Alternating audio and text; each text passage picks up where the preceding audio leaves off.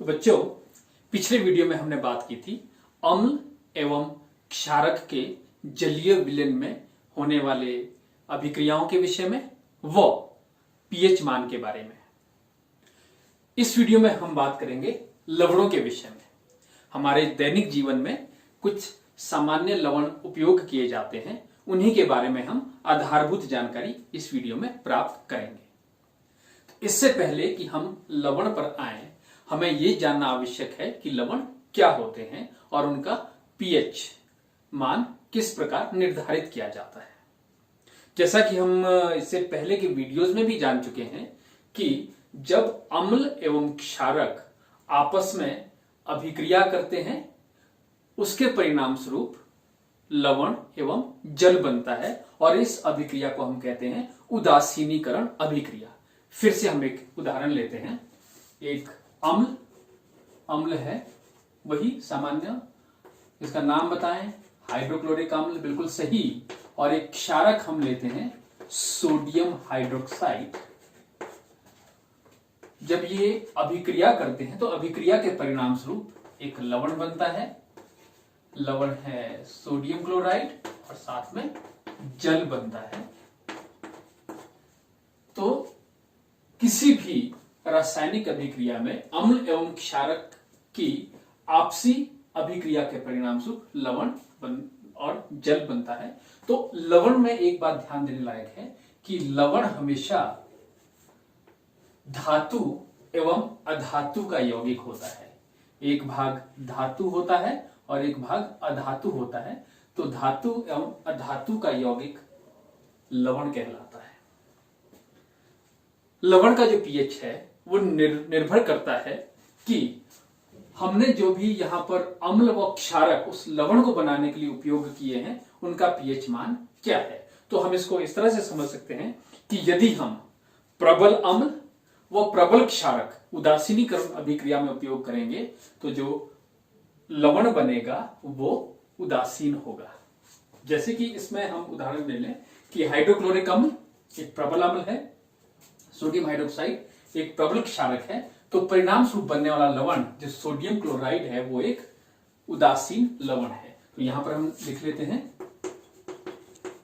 प्रबल अम्ल जमा प्रबल क्षारक बनाता है उदासीन लवण। और उदासीन लवण का पीएच कितना होगा? पीएच मान इसका होगा 7 के बराबर। उसी प्रकार यदि प्रबल अम्ल दुर्बल क्षारक के साथ अभिक्रिया करता है, दुर्बल क्षारक के साथ अभिक्रिया करता है, तो परिणाम स्वरूप बनने वाला जो लवण होगा वो होगा अम्लीय लवण। और अम्लीय लवण का पीएच मान जो होगा वो 7 से, पीएच मान 7 से कम होगा। मींस 0 से 7 के बीच। हम इसको इस तरह से भी कह सकते हैं, 7 से कम होगा या 0 से 7 के बीच में होगा। और तीसरी स्थिति हमारे पास है, यदि एक दुर्बल अम्ल एक प्रबल क्षारक के साथ उदासीनीकरण अभिक्रिया करता है, तो एक क्षारकीय लवण बनता है। क्षारकीय लवण बनता है और स्वाभाविक तौर पर इस क्षारकीय लवण का पीएच मान 7 से अधिक होगा। या हम यूं कह सकते हैं कि 7 व 14 के मध्य होगा। हम आसान भाषा में इसको ये कह सकते हैं। तो ये होगी लवणों का पीएच मान किस प्रकार से निर्धारित होता है। तो सबसे पहला लवण जो हम आमतौर पर अपने दैनिक जीवन में भी उपयोग करते हैं और उससे आप सभी परिचित भी हैं, और वो लवण है हमारे पास सोडियम क्लोराइड, और जिसको हम साधारण नमक भी कहते हैं। तो बच्चों, इसमें हम जितने भी लवण पढ़ेंगे या रासायनिक यौगिक पढ़ेंगे, उनका हम रासायनिक नाम व साधारण नाम, common name and chemical name and chemical formula और रासायनिक सूत्र, तीनों एक बार यहां पर लिखेंगे। तो सबसे पहला हमारे पास है साधारण नमक। साधारण नमक, और इसका रासायनिक नाम है सोडियम क्लोराइड। सोडियम क्लोराइड, व रासायनिक सूत्र है NaCl। NaCl इसका हो गया रासायनिक सूत्र। सोडियम क्लोराइड इसका है रासायनिक नाम, वो साधारण नमक है इसका साधारण नाम या कॉमन नेम इसको कह सकते हैं हम, साधारण नाम। तो इसका आप स्क्रीनशॉट भी ले सकते हैं ताकि एग्जाम के समय आपको दोहराई करने में आसानी रहे और उसका रिवीजन कर सको। तो जब हम साधारण नमक के विषय में बात करते हैं तो साधारण नमक सामान्य तौर पर सागरों से, महासागरों से या खारे पानी की झीलों से वाष्पीकरण के परिणाम स्वरूप प्राप्त किया जाता है। इसके अतिरिक्त साधारण नमक जो है निक्षेप के रूप में भी नमक की खानों से निकाला जाता है। यदि हम निक्षेप का शाब्दिक अर्थ करें तो निक्षेप का शाब्दिक अर्थ होता है इकट्ठा करना या जमा करना। तो इन नमक की खानों में, या ये जहां पर भी ये पृथ्वी पर नमक की खानें बनी है, वहां पर किसी समय खारे पानी का कोई स्रोत रहा होगा जो समय के साथ साथ सूख गया और वहां पर चट्टानी नमक की खानें बन गई। और ये चट्टानी नमक यदि हम हिमाचल के परिप्रेक्ष्य में देखें तो हिमाचल में दो स्थान है जिला मंडी में, गुम्मा व द्रंग, जहां पर ये चट्टानी नमक निकाला जाता है और परिष्कृत किया जाता है। और इसके साथ साथ पाकिस्तान का पंजाब प्रांत ये भी रॉक सॉल्ट या चट्टानी नमक के खनन के लिए विश्व प्रसिद्ध है। और यदि हम चट्टानी नमक या साधारण नमक, जो कि एक ही बात है, इसके उपयोग की बात करें तो भोजन में इसका उपयोग होता है। इसके अतिरिक्त ये जो साधारण नमक है ये कुछ विशेष प्रकार के लवण या यौगिकों को बनाने में भी उपयोग होता है।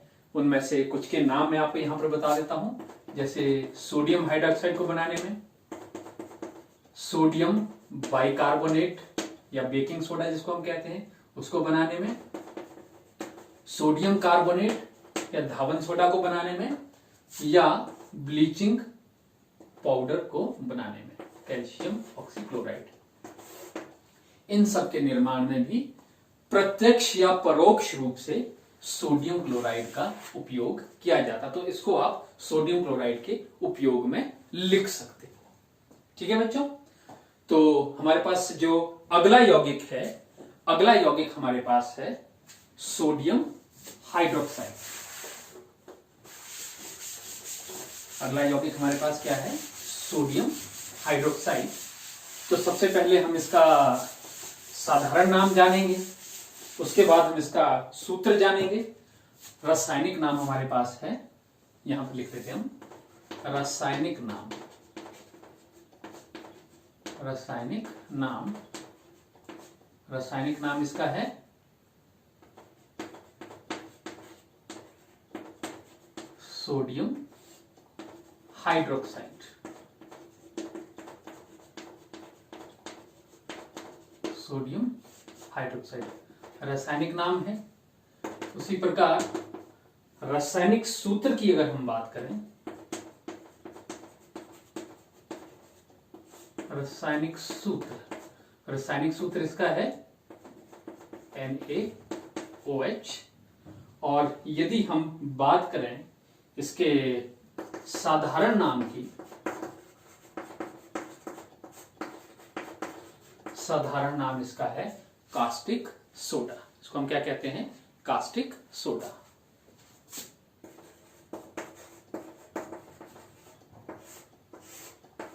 कास्टिक तो ये इंफॉर्मेशन आप याद कर लें, रासायनिक नाम, रासायनिक सूत्र व साधारण नाम। अब बात आती है कि इसका किस विधि द्वारा बनाया जाता है। तो बच्चों, इसको बनाने की विधि को हम कहते हैं क्लोर क्षार प्रक्रिया या क्लोर क्षार विधि। ये विधि क्या है, इसको हम रासायनिक समीकरण के माध्यम से यहां समझने का प्रयास करते हैं। हम सोडियम क्लोराइड और जल लेते हैं, इसको हम लवण जल भी कहते हैं, क्योंकि जल के बीच में लवण घुला है, इसलिए हम इसको क्या कहेंगे, लवण जल।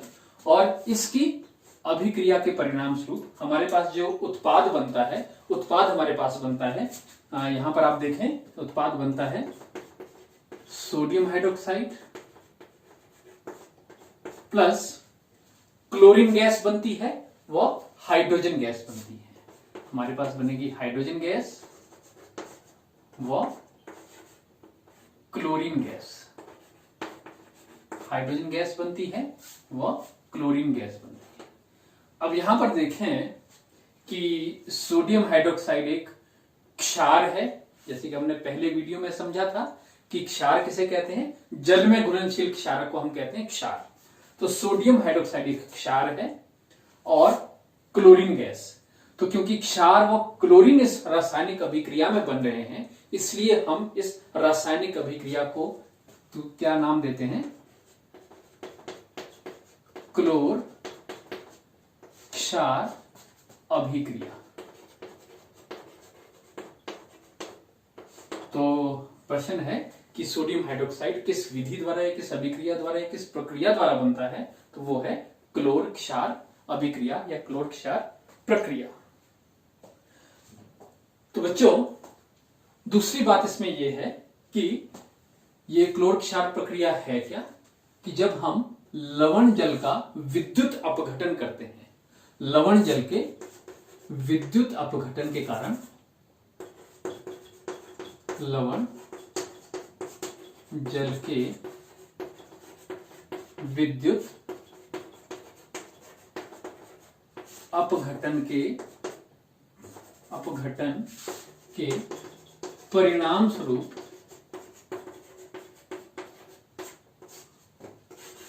ये कास्टिक सोडा बनता है। और विद्युत जब अपघटन जब होगा तो उसमें दो इलेक्ट्रोड होंगे, एक का नाम है कैथोड और एक का नाम है एनोड। तो इस प्रक्रिया में सोडियम हाइड्रोक्साइड और जो हाइड्रोजन है ये कैथोड पर बनते हैं।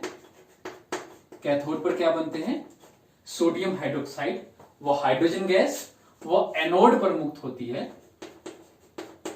एनोड पर बनती है क्या, एनोड पर बनती है क्लोरीन गैस।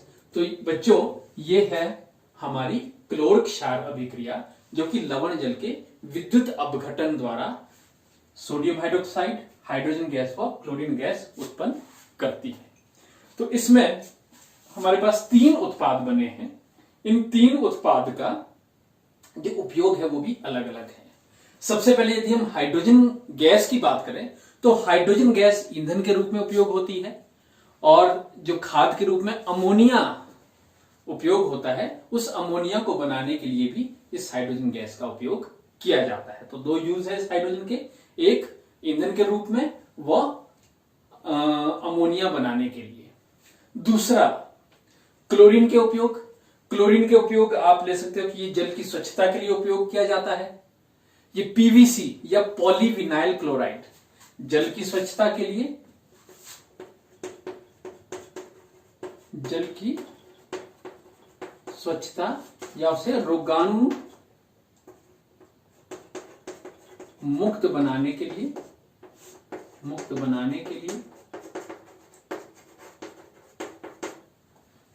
पीवीसी निर्माण में, पीवीसी का मतलब जैसे आपने 8th क्लास में पढ़ा है पॉलीविनाइल क्लोराइड, पीवीसी के निर्माण में इसका उपयोग होता है।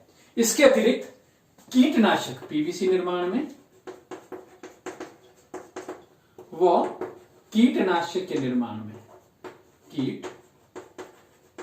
कीटनाशकों के निर्माण में इस क्लोरीन का उपयोग, ये क्लोरीन का उपयोग किया जाता है। उसी प्रकार यदि हम सोडियम हाइड्रोक्साइड या कास्टिक सोडा की बात करें तो कास्टिक सोडा उपयोग होता है सबसे पहले धातुओं से ग्रीस हटाने के लिए, धातु की सफाई के लिए हम इसका उपयोग करते हैं, साबुन बनाने के लिए, अपमार्जक बनाने के लिए तथा कागज व कृत्रिम फाइबर या कृत्रिम रेशा बनाने में इन सोडियम हाइड्रोक्साइड का उपयोग किया जाता है। तो बच्चों, ये कास्टिक सोडा व सोडियम हाइड्रोक्साइड औद्योगिक रूप से एक बहुत ही लाभकारी उत्पाद है जो कि हमें सोडियम क्लोराइड से प्राप्त होता है। और हमारा जो तीसरा यौगिक है विरंजक चूर्ण। तो विरंजक चूर्ण की अगर हम बात कर रहे हैं यहां पर, तो उसका स्वाभाविक है कि हम रासायनिक नाम जानेंगे और उसका रासायनिक सूत्र जानेंगे। विरंजक चूर्ण का यदि हम विरंजक चूर्ण, सबसे पहले रासायनिक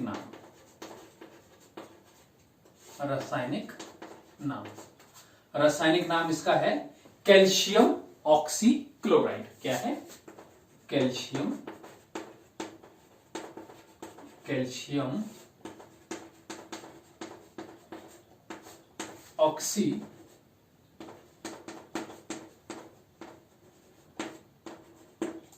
ऑक्सीक्लोराइड।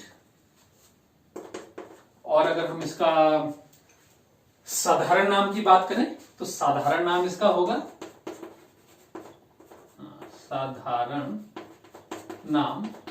इसका साधारण नाम हम लिखते हैं विरंजक चूर्ण। और इसका रासायनिक सूत्र है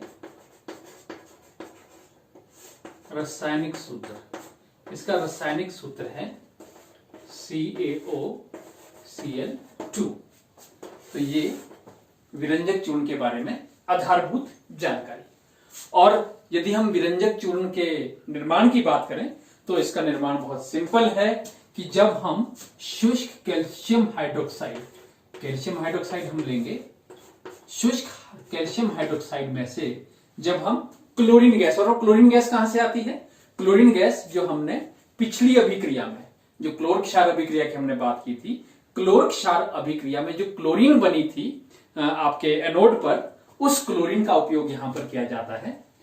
क्लोरीन गैस, शुष्क कैल्शियम हाइड्रोक्साइड के ऊपर से क्लोरीन गैस हम गुजारते हैं, उसके परिणाम स्वरूप हमारे पास बनता है कैल्शियम ऑक्सीक्लोराइड।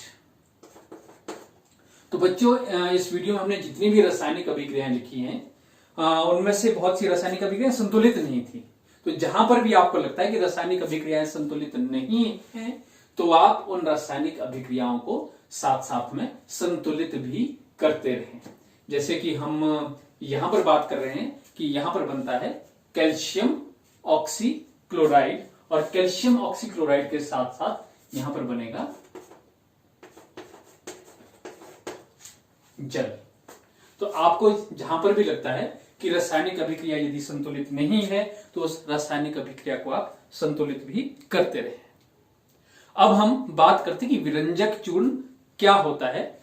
तो विरंजक या विरंजन का, रंजक का मतलब, पहले हम रंजक का अर्थ समझते हैं।